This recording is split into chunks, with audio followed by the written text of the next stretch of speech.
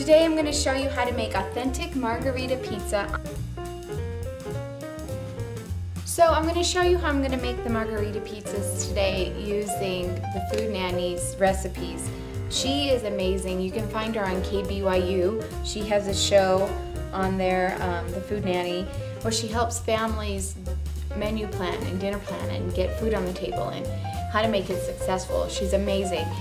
She gave me permission to share her recipes, and I just want to show you where my recipes are coming from today. So this book here, this is her second cookbook, is her Tuscan Sun pizza dough. It's very thin pizza dough. It's perfect for margarita pizza. It is delicious. So we're gonna use this recipe today for the margarita pizza. And in this cookbook is her margarita pizza recipe.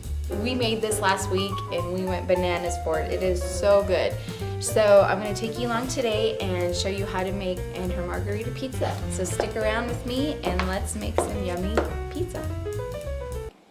Okay, while we are waiting for the dough to rise, I'm going to show you the ingredients you will need for the margarita pizza. You're going to need 2 pounds of very ripe Roma or hothouse tomatoes, 1/4 teaspoon salt, 1/4 cup olive oil. That's the kind I have. You will need 8 ounces of fresh mozzarella cheese, thinly sliced. Mine isn't the thin sliced, but I used it like this last week and it came out really good. But I would definitely use the thinner, but delicious, let me tell you. Okay, and you will need 2 tablespoons of freshly grated imported Parmigiano Reggiano cheese. Oh my goodness, this is what I got. I got it at Walmart. It was in this package. I love the smell of this. This smells like home. That is my Grammy. And I told you guys before about my grandmother, my Grammy, when I did the dinner video, when I showed you the pizza, and I talked about my Grammy's cheese grater. Well, this is her cheese grater. This is what we all fought over to help her with. You take, I'm not going to use it on here because I need to clean it, but you take your big block of cheese. She would always give us this big, huge hunk of cheese, and we would sit here and we would just rub and grate the cheese for her, and then it would fall into the barrel here, and it would catch all the cheese. So I was able to inherit this, and we actually my brother and I kind of fought over it, but since I'm the cook, I said, I'm taking this. I fought for it, and I think if my house were to burn down, I would, besides going back for my aprons, I would come back for this. This is my Grammy's cheese grater, and it means a lot to me. So, but anyway, you'll need 2 tablespoons of grated Parmigiano Reggiano cheese. And now if you're making just a normal pizza, like just cheese pizza or pepperoni pizza, add some of this on and it'll bring your pizza to a whole new level than just mozzarella.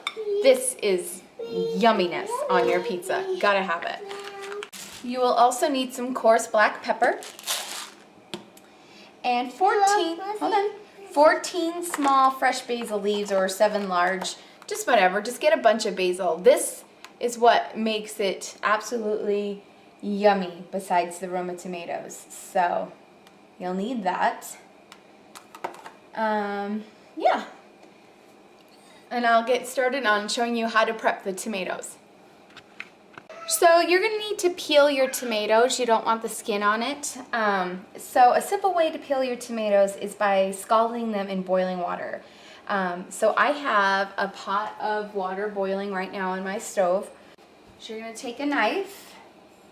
On the bottom of each tomato, cut like an X, a shallow X, using a paring knife.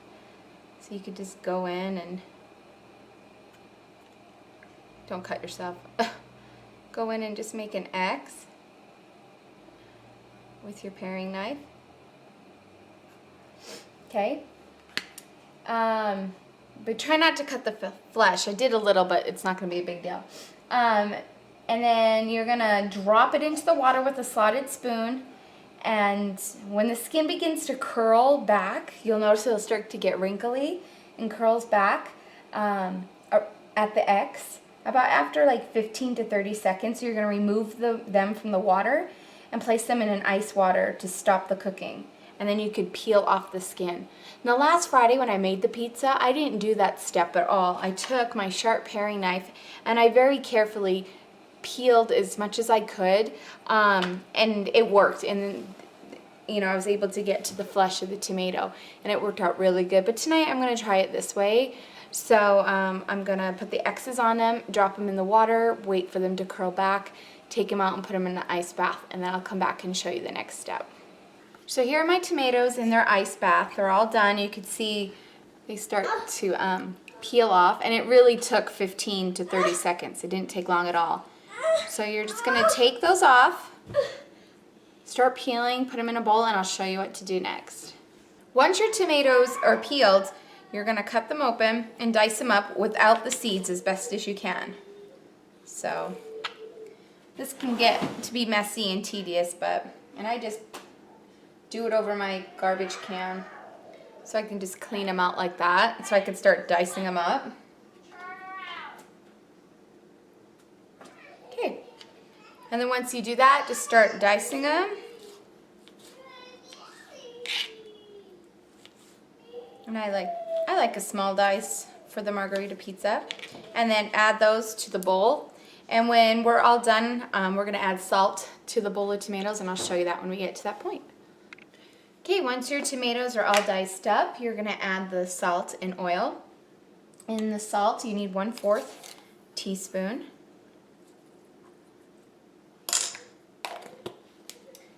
And the oil is 1/4 cup olive oil. Give that a toss.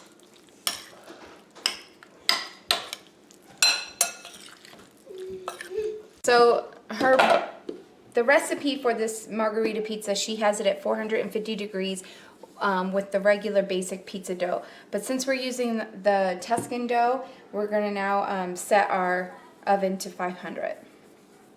This is the type of pizza pan that I use. What I'm going to do is I'm going to lightly oil it and then put it to the side. I'm just going to use some olive oil and get it ready for me to transfer my dough onto. I'm just going to roll this out into a 10-inch ball, and again, 10-inch dough. You want to make this for a friend. This margarita pizza is a really good entertaining pizza, especially if you want to invite a few girlfriends over or company for like a lunch. This is perfect. It's elegant.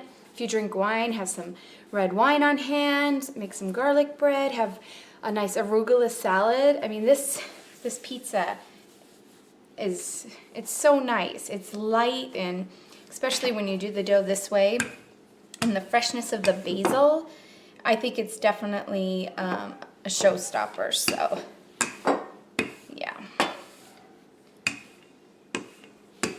gonna lay this out. So pretty. Okay. So all we have to do now is just spread this over the crust. Okay, now that I have my tomatoes spread out on the pizza, I'm going to bake it for 15 to 20 minutes on the lowest oven rack.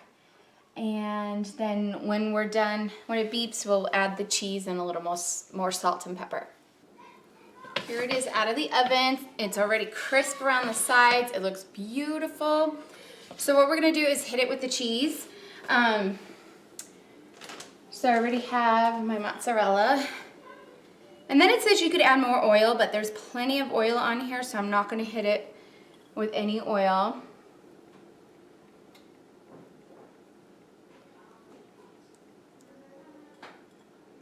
So I'm probably not going to use the full 8 ounces on this pizza just because I'm using the Tuscan dough, and so I'm just going to lightly get it on there. I don't want too much cheese, but I want some cheese. And of course, the star, Parmigiano Reggiano. Hello, yum. So, about 2 tablespoons. I'm not really gonna measure. I'm just gonna use this side of my grater. I'm just gonna get it on there. It's gonna be so good. All right, that seems like enough. If you want to hit it with a little bit of salt, you can. I'm just going to put a little bit more. And then some coarse black pepper.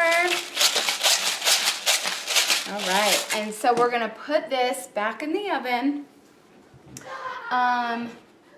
Just till, you know, about maybe 5 minutes. I'm just going to do it until it gets, the cheese gets all melty, because my crust is doing really well. It's crispy already, so I'm just going to keep my eye on it and watch it melt in the oven and take it out, and we'll hit it with the basil.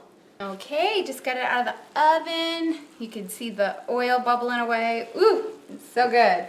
So now you just put your basil everywhere. Oh my gosh, I tried to get basil in every bite because, man, this fresh basil, this is what makes this pizza so good. I'm in love with this pizza. Derek's in love with it. I'm so glad I know how to make it now. It is delicious. And this, like I said, can be very romantic. So if you're looking for something to make your sweetheart on Valentine's Day, seriously, set the table, put the kids to bed, make this pizza. You can even make it together and, you know, get your drinks out, set your table all pretty, and eat this. And, it's romantic. Oh my gosh. Anyway, just an idea for you folks. But, okay, there's basil on pretty much every bite. I know, I'm so like... And then you just serve it up immediately. And here is your margarita pizza. So delicious. So let's cut into it and I can show you up close. Here is your margarita pizza. Doesn't that look delicious? Oh my word. Let's take a bite, right? Yes, of course.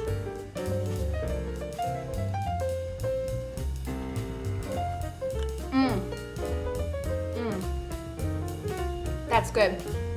That is so good. Now you can make this on any regular pizza dough.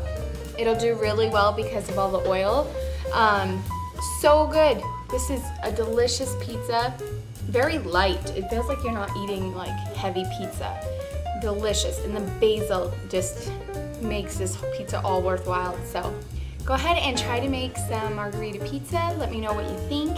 Again, this is the Food Nanny's recipe. She's amazing, Liz Edmunds. She's awesome. Delicious pizza. I am so thankful for her and for letting me share her wonderful recipe with all of you. Go check her out at thefoodnanny.com. So good. Okay, I'm gonna keep eating this. Bye guys.